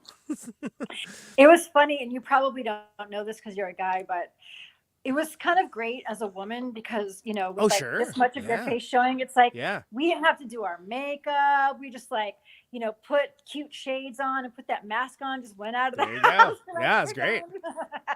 I had a my favorite peak COVID look was the full mask, the sunglasses, and then I have a Reptoid hat that says "Consume" Nice. on it, and I was like, this is great. If I get to dress like this every day, I'm in. Like Totally this is not that incognito. bad. Yeah. Like I look like I've been to like some badass post-apocalyptic movie or something. Right. It's just who knew that the apocalypse would be this mundane. But anyway, no, but it is weird that there's like this cumulative, just forgetting, like willful forgetting of these. Except for, I'll tell you what, except for you try to book a tour right now because literally everyone's trying to do it at the same time now. Yeah. Which is like, whoa. Yeah. That's probably the problem with like not getting back out there right away. It's just like a glut of bands getting out there, and venues have closed, so we lost a few. A venue we played in February of 2020 in Austin, like gone. It was gone in the first like 3 or 4 months of COVID, which probably tells you something about the management Well, of the place. Spaceland Satellite is gone here in LA. Yeah, oh, that's right. I forgot about that. Yeah, and that place was an institution, whether it was Spaceland or Satellite. Yeah. Now, granted, the venue I was talking about, by the way, it was not only in Austin; it was on that strip of Austin that's been so South by Southwestized that, like, probably just the rent was too much when they couldn't afford to, to skate on it. But that's the case with a lot of venues, right? Live Nation comes in and buys up a spot and like puts this little guy out of business. Live Nation's getting, they're gonna be just fine. They're doing okay. They've taken over a couple of smaller clubs around town. I think the Echo and the Echoplex. And I went to go see a show at the Echo. Yeah. And I had a purse, a normal size purse. Yeah. They would not let me in with a fucking purse. It's got to be, it can't be bigger than a cell phone, or it's got to be see-through. So these are the new rules for Live Nation. I'm like, as a woman, like, what if I'm carrying a tampon? It's like, I'm going to show the world like I'm on the fucking rag, or, you know what I mean? It's like, I'm going to have my inhaler, like I'm going to show everybody like all my personal belongings. Like, no. So I just left. I didn't go to the show. I'm like, fuck this. And they make you walk through like a metal detector and fuck this. You need a concealed carry law for tampons. I know. You do. Sorry, I cracked myself up with that one. No, that's absurd, but it's also I'm like privacy, please. Who does that serve? Yeah, like I mean, like who is that for? But, yeah, it's getting a little crazy. So yeah, you got to call like in those certain big corporate owned venues now, you kind of have to go on the website and see before you go. See what the deal is, What can you bring? What can't you bring? So it's getting a little crazy, but I mean, I guess it's for safety, but it's more for control. Is it? Yeah. I mean, that's what they say about TSA and screening. It's like, is this really about safety? Are you sure? Don't even get me started with that. TSA. I've been pulled over so many times. Oh yeah. Almost missed my flight, No, it's so odious. I mean, like whatever. And it's something we just deal with it. We just live with it now. Why? Well, because terrorism. Oh yeah. Is that why? Meanwhile, the terrorists are here. Right, exactly. Yeah, well, that's a whole different podcast. But yeah, I do agree with you on that. I think that it is notable that you've managed to stick with playing music and kind of follow your own North Star with everything for so long, and adapt and change and do new things that are exciting to you, but keep it relevant to what's happening. When you look back at like everything that like, because again, just with Totimoshi, that's a pretty long career. Like there's a lot of records there. Yeah, that was 15 years. Yeah. Yeah. And part of being an artist is like, if you're an artist all the time, whether you're making the art or not. And I think it's exciting, and I know that the listeners of the show feel the same way when they hear people have been able to apply that in different ways and grow and change with it and still manage to keep it exciting and interesting. Like I said, when I first saw All Souls, I was like, oh, wow, I don't know what I expected, but it wasn't quite this, and that's exciting to me. Mhm. Like I like that, especially when it's folks that like have the skills, they have the musical skills to do it, and they're choosing to do something, doing something different. And again, also not currently doing stuff, but 4-piece back down to 3-piece, back to 4-piece. Yeah, and so 3.5 because we did that split with Fatso Jetson. Right, that's right. Mhm. Yeah, and the last record was recorded as a 3-piece, but we had Alan Johannes produce it. Friend And of the show Alan and former guest, did, yes. Yep. He did. He played guitar. He played some lead guitar solos. He played keyboards. So he's kind of all over that. Yeah. And we were huge fans of the first Chris Cornell solo record that he put out. Like Alan and his wife Natasha produced that record, and they played on it, sang on it. Were a big part of that record, and we just adored that record. So that was one of the main reasons why we wanted to work with Alan. And plus, Alan works with Queen. He was in Queens of the Stone Age, PJ Harvey, other stuff, and so he was super down to kind of step in and help us out on ideas and guitar stuff. But the songs were all written as a 3-piece during the pandemic. Like we basically like huddled as our pod. There was nothing to do other than just go to the rehearsal studio and write. So we basically wrote Ghosts Among Us during the pandemic, me and Tony Tornay and Antonio, and knocked that out, recorded over at Total Annihilation. And I feel like it's really kind of the culmination of our career, like the whole arc. Because there's a bit of everything that you've ever done with it. And it's also something kind of new. Yeah. And we started our own record label to put that one out. We started Oscura Records. We decided we tried to put that out on vinyl. Again, pandemic woes because of the backup. We got it in the queue. We got it. The test pressing sounded like shit. Like there was a hiss all over it. So we had to send it back. They got it back to us, sounds great, but they can't get it to us before we were going to go on our Northwest tour. So it's like, okay, well then we don't even have any shows booked. We're still sitting on a bunch of copies of Songs for the End of the World that we could never tour on because the fucking world shut down. So I'm like, do we spend another $5,000 to make a bunch of albums when we don't have a tour booked? Like, I don't think so. So knowing that that's the way that it's going to move. Eventually print that record, but it depends on if we tour or not. It's kind of everything sort of hinges on that. So I think we're going to continue to make music. We're going to continue to make quote unquote albums and put them out on Bandcamp and put them out there for streaming on Spotify, whatever. We're making a lot of videos now. So we're staying busy. I just don't know how much we can tour or if physical things are in the cards anymore. You know what I mean? It just seems like even though there are vinyl collectors out there, it's fucking expensive to make. And, bands our size, it's kind of hard to sell 1,000 records. So that's just the reality.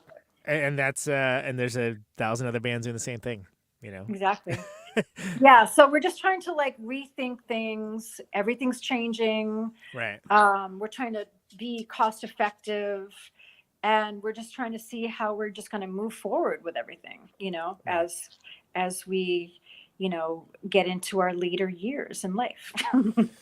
Well, and you want it to be sustainable too, because you've built something up where you're not living in a communal warehouse with 8 other people and with the bathtub in the kitchen. In the bathtub in the kitchen. Yeah, exactly. You're able to have a life and be able to do the kind of things that you want to do and do it sustainably.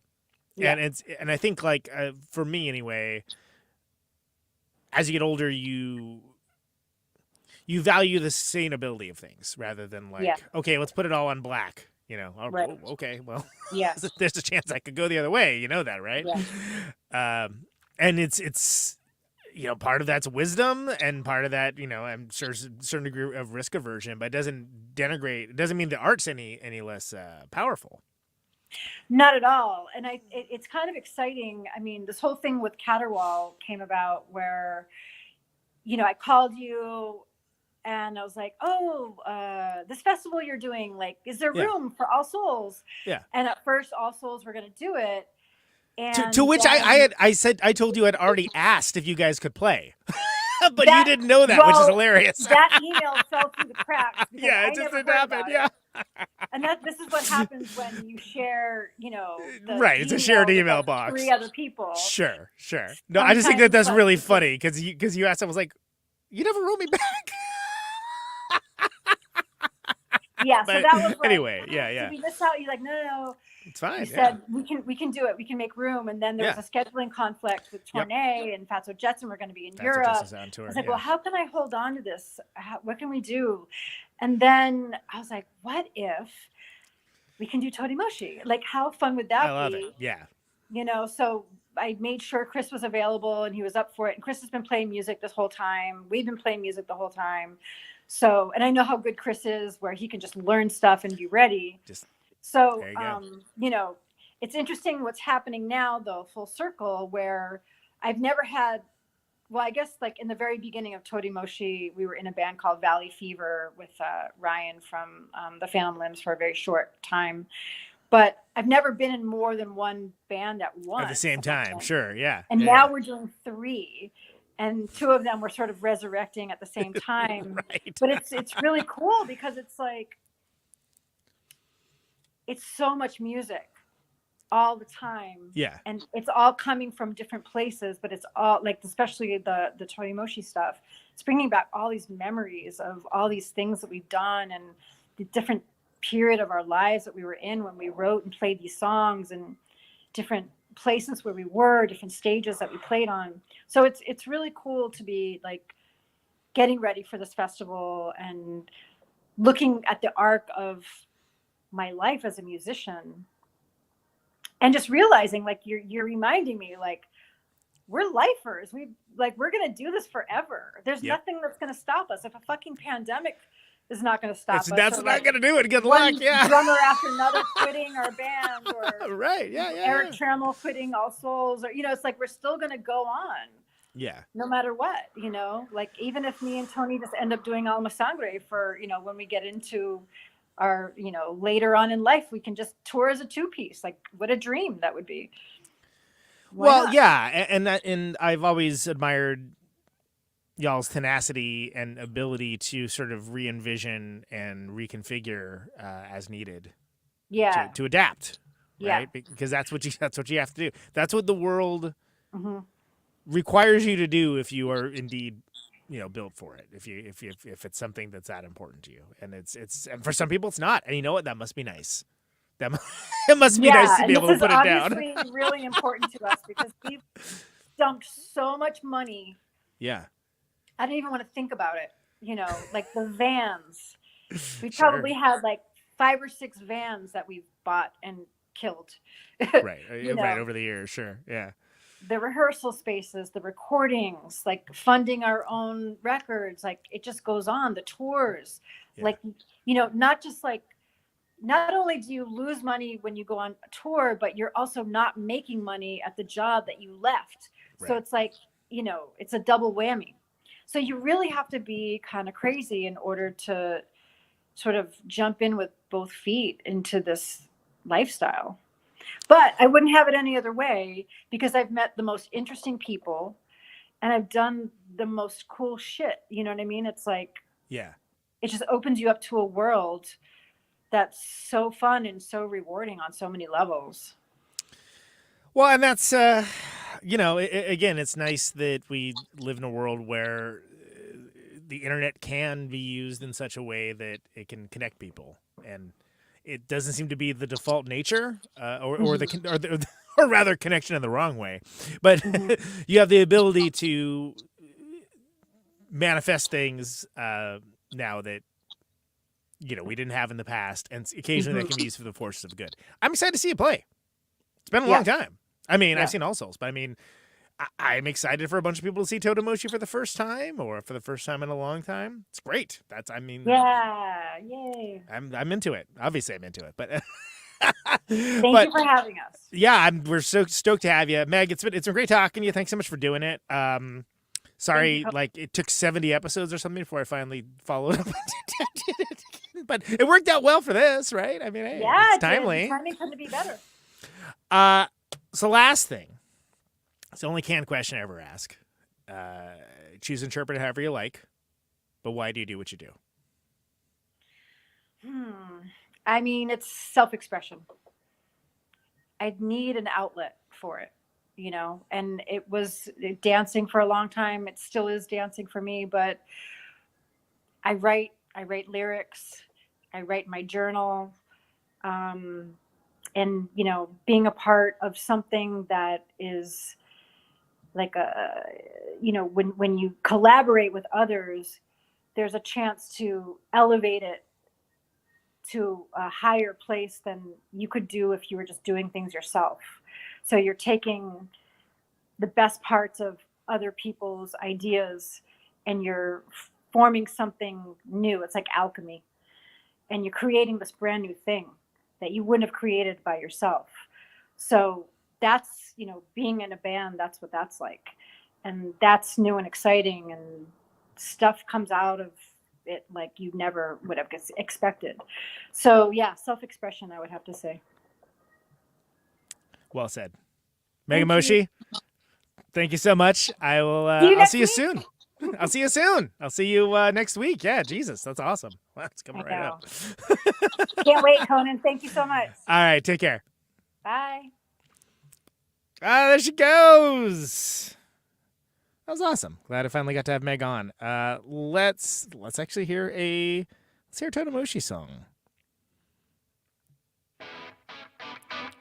This is Mila Grosso.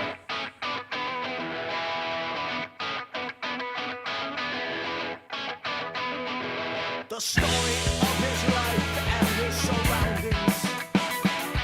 The winds that came and blew his strings away as he tried to stretch his wings of understanding and turn his wretched darkness into day.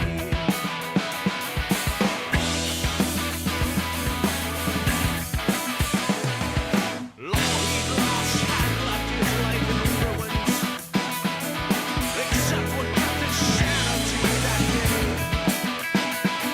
The subtlety of family between us. The subtlety that turned his gloom away.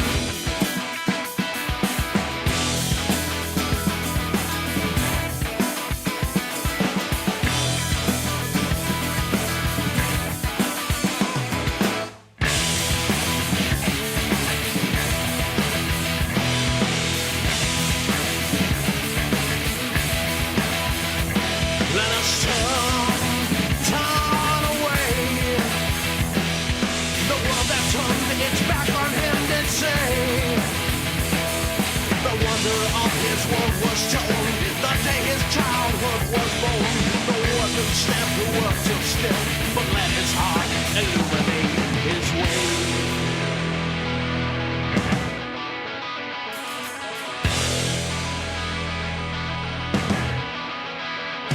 The fear of hate, that's in our vein. The putrid stench, the violence at hand. Decisions touch compassion to be made by each and every hand.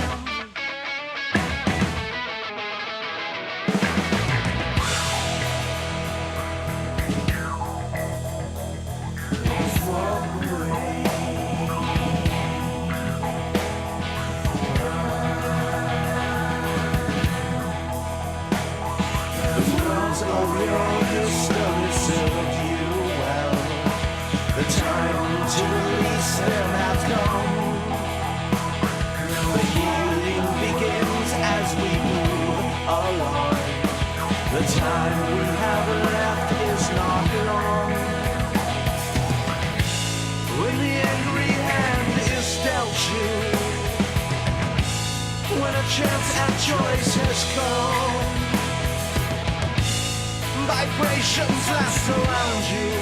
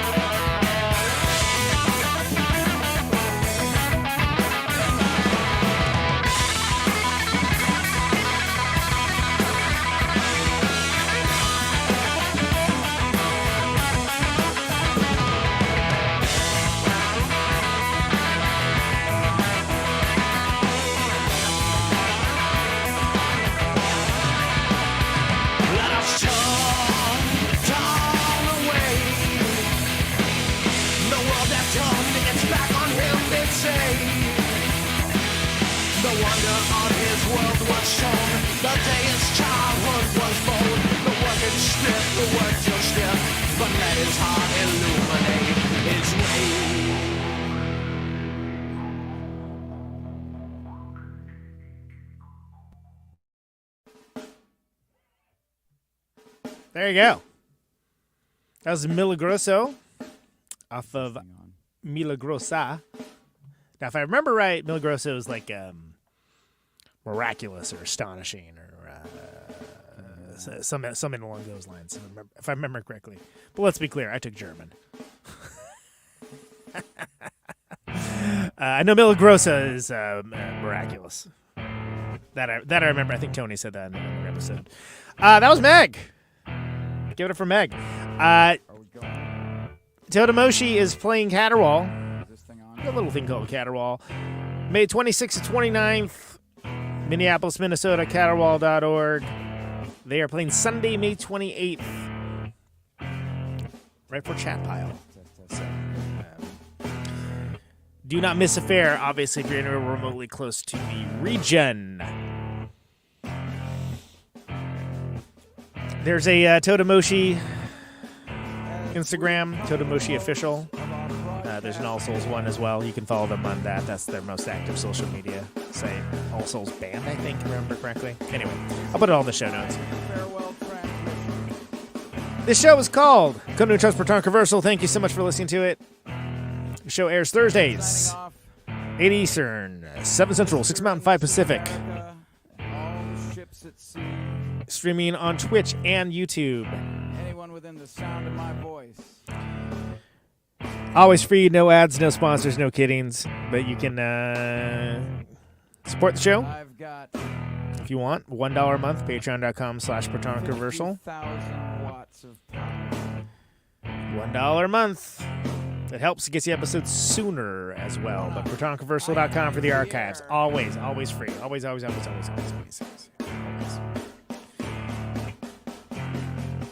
If you also want to help support the show, please subscribe on your platform of choice. Just share the episodes around.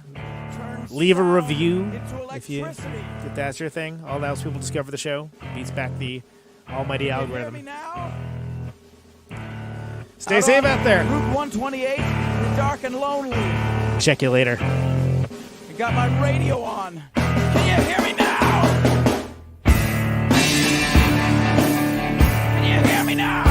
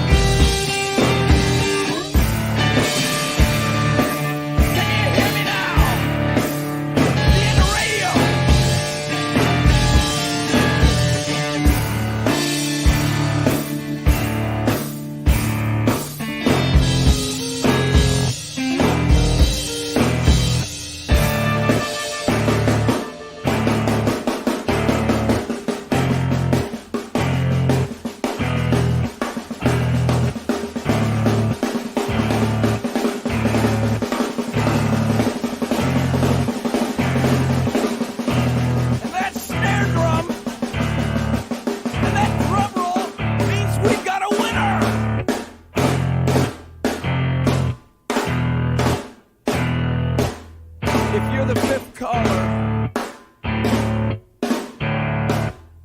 or any caller at all.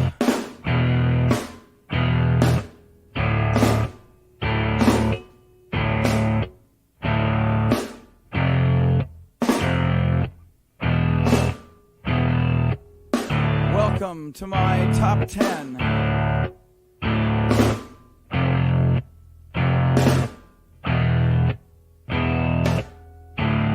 I'd like to thank our sponsor.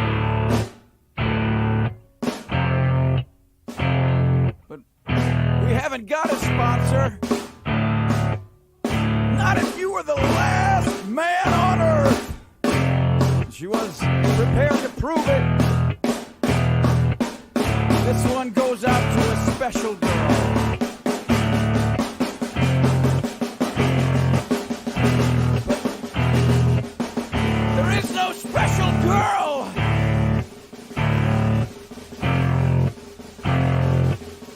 It's the end of radio. The last announcer plays the last record. The last what? Leaves the transmitter. Circles the globe in search of a listener. Can you hear me now? Can you hear me now?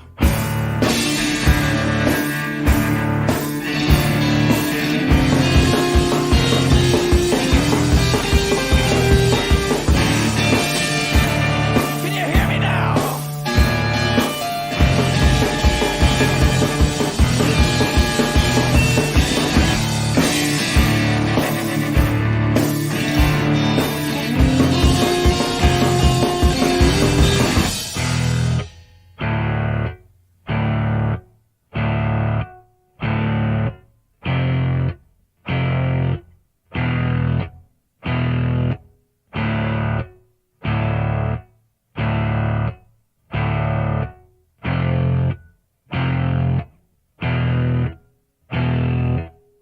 Is it really broadcasting if there's no one there to receive?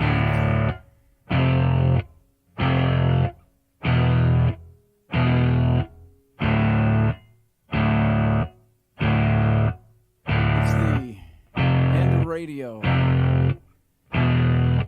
As we come to the close of our broadcast day,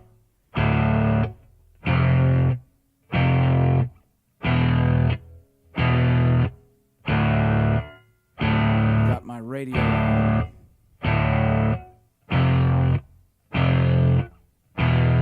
Can you hear me now? Can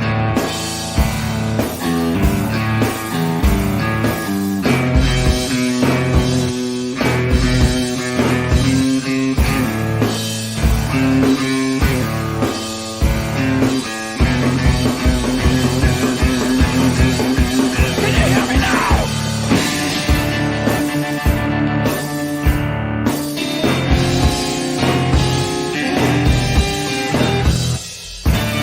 Can you hear me now?